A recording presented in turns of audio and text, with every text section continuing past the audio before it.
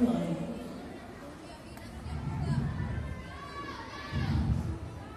Bapak, upacara memperingati Hari Guru Nasional ke-79 tanggal 25 November tahun 2024 siap dilaksanakan. Lanjutkan.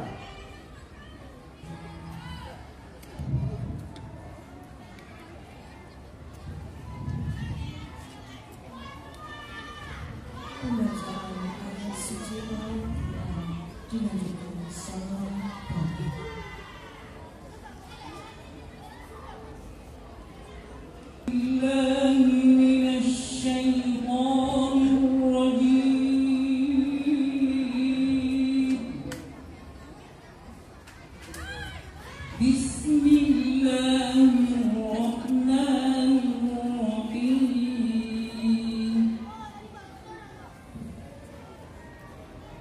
ألم تر إلى الذين أوتوا نصيبا من الكتاب يدعون إلى الكتاب الله ليحكم بينهم ثم يتولى فريق منهم وهم مؤمنون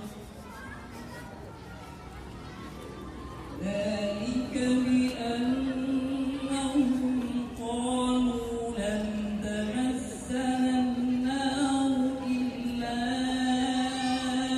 أياما معدودات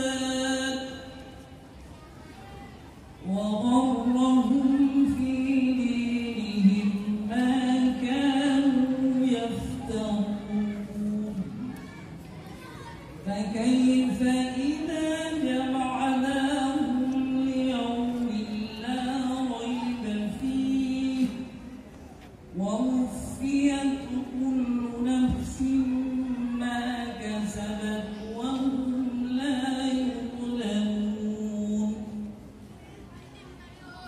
قل اللهم مالك الملك تؤتي الملك من تشاء وتنزع الملك ممن تشاء وتعز من تشاء وتذل من تشاء